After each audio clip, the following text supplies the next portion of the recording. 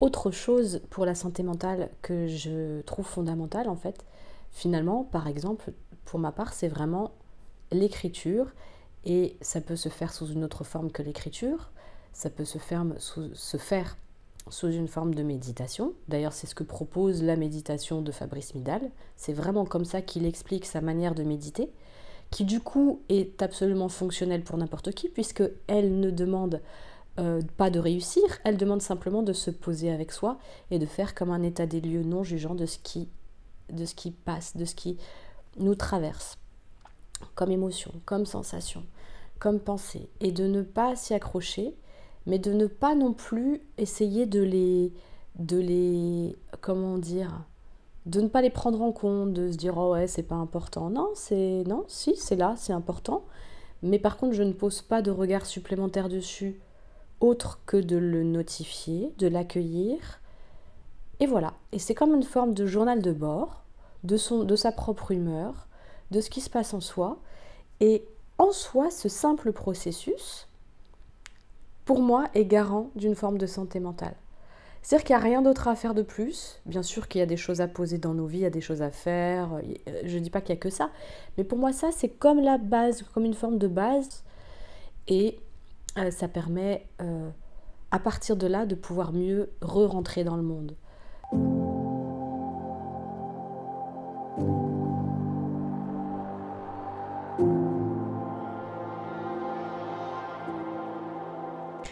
Bonjour à tous, j'avais envie de partager avec vous une réflexion qui m'est passée par la tête. En général, ce que je vous partage, c'est ce qui me passe par la tête et qui est assez furtif et que je trouve... c'est comme un peu un flash de quelque chose de résonnant. Et si c'est résonnant, c'est pas que c'est issu de la tête, mais c'est vraiment issu de l'expérience.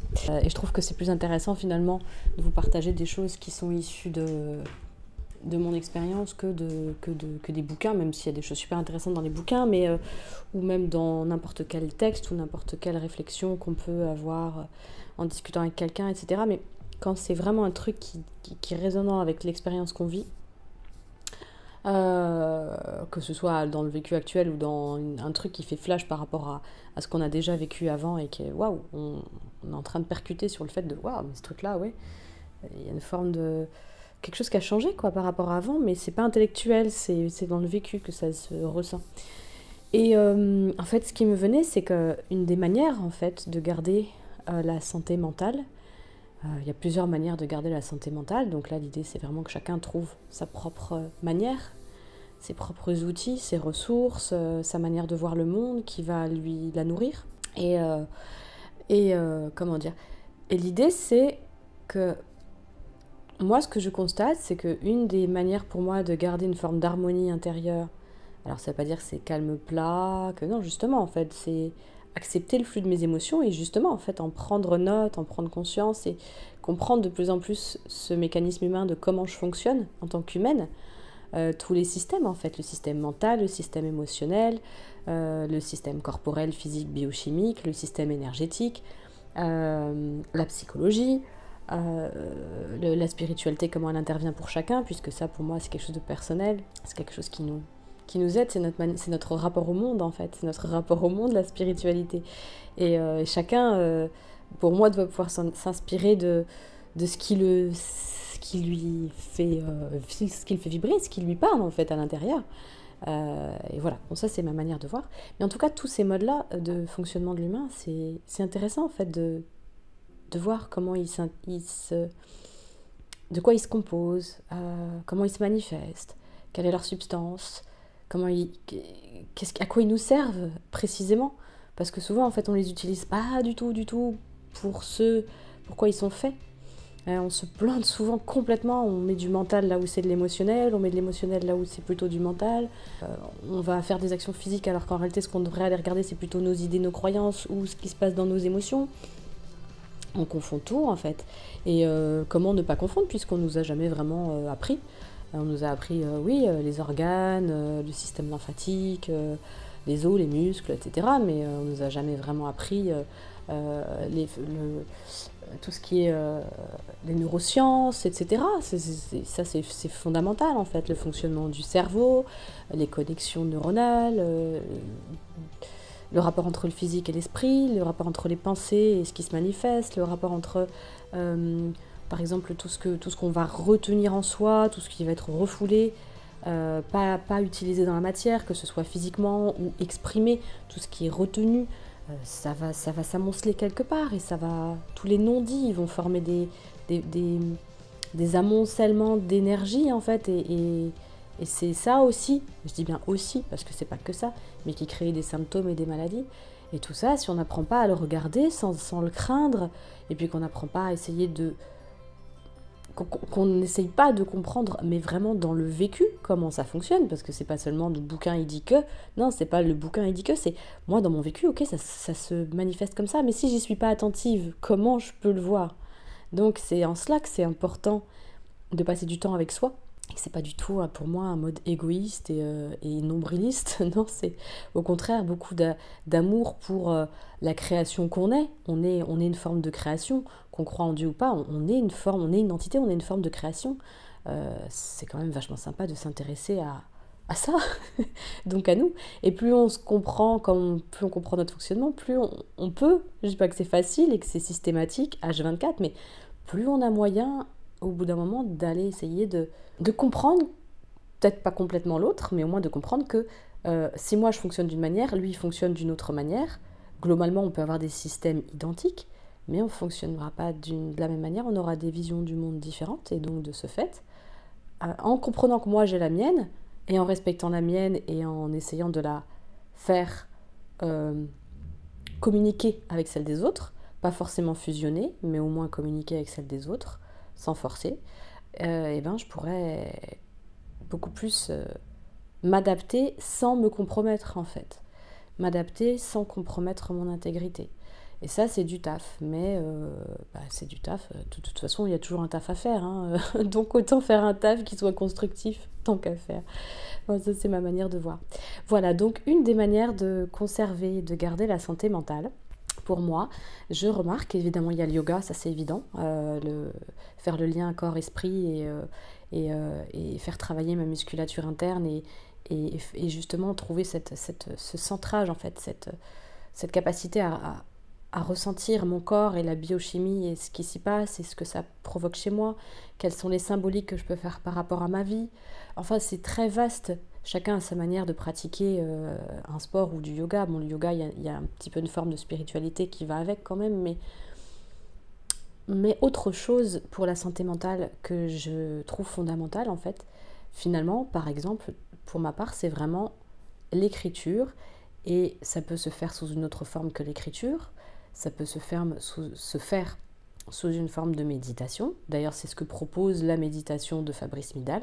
C'est vraiment comme ça qu'il explique sa manière de méditer, qui du coup est absolument fonctionnelle pour n'importe qui, puisqu'elle ne demande pas de réussir, elle demande simplement de se poser avec soi et de faire comme un état des lieux non jugeant de ce qui passe, de ce qui nous traverse, comme émotion, comme sensation, comme pensée, et de ne pas s'y accrocher, mais de ne pas non plus essayer de les comment dire, de ne pas les prendre en compte, de se dire oh ouais c'est pas important, non si c'est là, c'est important, mais par contre je ne pose pas de regard supplémentaire dessus, autre que de le notifier, de l'accueillir, et voilà, et c'est comme une forme de journal de bord, de sa propre humeur, de ce qui se passe en soi, et en soi ce simple processus, pour moi, est garant d'une forme de santé mentale.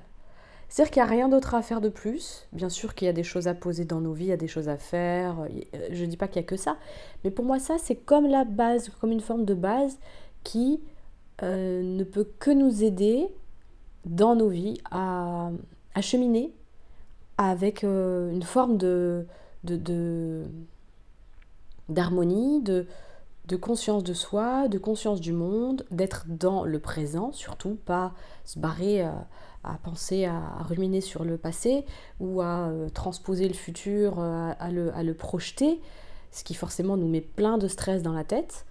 Ça ne veut pas dire qu'il ne faut pas projeter des choses, faire des projets, etc.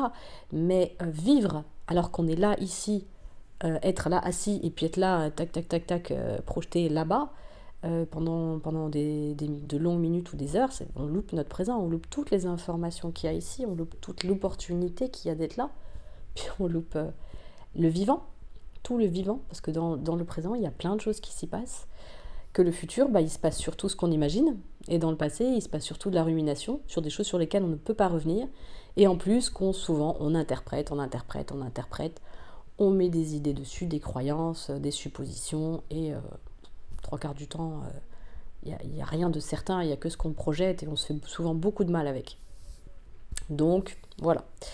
Voilà, donc vraiment, pour moi, un des garants de la santé mentale, c'est vraiment cette présence à soi. Et je le redis, et j'assume pleinement de dire que ça n'a rien de narcissique et de nombriliste. C'est une très belle manière de faire une pause, de se recentrer, de re-respirer, mine de rien, parce que quand on se pose, on respire beaucoup plus facilement que quand on est agité dans tous les sens. Et ça permet, à partir de là, de pouvoir mieux re-rentrer dans le monde, re-rentrer en communication avec les autres. Ça facilite. Sinon, on est dans un trop-plein, une agitation, un truc pas possible. On ne sait même pas vraiment où on en est. Comment communiquer son expérience à l'autre si on n'est même pas capable de la ressentir? Et pour la ressentir, se poser, je vois pas d'autre moyen. Et ça peut être furtif, ça peut être 1 minute par-ci, 2 minutes par-là. Je me pose avec moi, ok, j'en suis où là? Il se passe quoi pour moi? Qu'est-ce qui se passe? Je suis triste, je suis en colère, je suis dégoûtée, je suis frustrée. Quel est l'effet du réel sur moi? Quel est l'effet de ce qui se déroule sur moi, de ce que les gens disent, de ce qui se passe, de mes propres pensées? Quel est l'effet? Qu'est-ce que ça me fait? Est-ce que finalement ça me nourrit dans ma vie? Ou est-ce que finalement, bien regarder, non, ça me fout des bâtons dans les roues à moi-même. Tout seul, je me fous des bâtons dans les roues avec mes propres croyances. Donc pourquoi ne pas aller voir comment je pourrais les réviser? C'est vraiment en fait de l'intérêt. C'est de l'intérêt. Et l'intérêt, on sait bien, voilà, quand on nous porte de l'intérêt, sans qu'on nous materne, mais quand on nous porte de l'intérêt, ça nous fait du bien en fait. Quand on est reconnu, vu, entendu pour ce qu'on est, ça nous fait du bien. Bon voilà, si on le fait avec nous-mêmes, on se fait déjà du bien. Ça nous évite aussi d'attendre que ça vienne systématiquement de l'extérieur. Voilà ce que je voulais vous témoigner. Je trouvais ça vraiment hyper... c'est pas une idée qui date d'hier, c'est pas quelque chose de transcendant, mais c'est simple et c'est pour moi fondamentalement efficace. Et je le vois d'autant plus actuellement que vraiment j'écris beaucoup en fait. Je me pose avec mes ressentis au fur et à mesure, et le fait de les poser, déjà ça désamorce des choses en moi. Ça ne retire pas ce qui a réglé, ça ne change pas la face du monde, si ce n'est à petit feu, à moyen terme, à long terme, je pense même, apaiser des choses. Et pour moi, c'est toutes des petites choses qui permettent, et ça j'en atteste parce que j'ai été longtemps dans la dépendance, et que finalement je me rends compte que si je prends pas assez soin de moi, ça peut très vite revenir. Toutes ces petites choses, tous ces petits moments qu'on passe avec soi, pour simplement, on n'est pas obligé d'en faire référence au monde, on peut le faire en soi. L'idée c'est pas de dire excusez-moi, je vais faire ma méditation, et puis de le clamer à tout le monde entier. Non, on le fait en soi, on peut le faire au bureau, on peut le faire même en présence d'autres personnes, à un moment où tout le monde est posé, où on est libre de le faire à n'importe quel moment. L'idée c'est de se poser, l'idée c'est d'être assis et de se poser avec soi quand même, mais on peut le faire à n'importe quel moment. Et ça pour moi, faire ça régulièrement et que ça devienne une belle habitude pour soi et en soi, c'est aussi ça qui permettra de fumer une clope de moins dans la journée, si on est dépendant à une chose, d'être un tout petit peu moins dépendant à cette chose. Et qu'est-ce qui dit qu'à long terme, ça peut pas même carrément remplacer ta dépendance, ce rapport à soi, cette présence à soi? Qu'est-ce qui dit que ça peut pas carrément remplacer la dépendance? C'est une vraie question pour moi, et je me la pose parce que en fait, quand je regarde, plus je me suis vraiment intéressée à qui j'étais en me donnant l'importance naturelle et suffisante, ni plus ni moins que ce qui est. Je ne me sens pas supérieure à qui que ce soit, je ne me sens pas inférieure à qui que ce soit, et dès que je commence à rentrer dans ces ressentis et pensées-là, justement je me dis j'ai peut-être été un petit peu négligente sur la présence à moi-même et sur la présence au monde.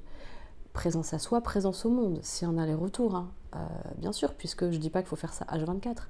Mais le faire permet de retourner au monde beaucoup plus présent, puisqu'on n'a pas toute cette agitation. Il y a quelque chose qui est fait, ok, j'ai pris note de ça, je reviens comme neuf, presque. J'ai toujours ça, mais j'en ai pris note et ça change tout. Voilà, je voulais vraiment partager ça, je trouve que c'est fondamental. Voyez comment ça résonne chez vous, et bah, si ça résonne pas, c'est pas grave, il y a forcément d'autres systèmes, d'autres choses qui peuvent vous parler et vous nourrir et vous aider dans la santé mentale. N'hésitez pas d'ailleurs à les partager, ça peut m'intéresser clairement, parce qu'il n'y a pas que ça, mais pour moi ça, je m'en rends compte à quel point c'est vraiment fondamental.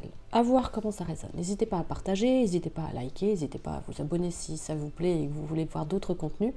J'aurai, je pense, d'autres sujets à aborder dans les prochains temps parce que ça fulmine pas mal en moi ces temps-ci. Et les périodes un petit peu complexes parfois sont des périodes vraiment nourricières en fait. Il y a beaucoup de fruits, de fleurs et de fruits qui peuvent naître de ces passages compliqués. Voilà. À bientôt. Ciao.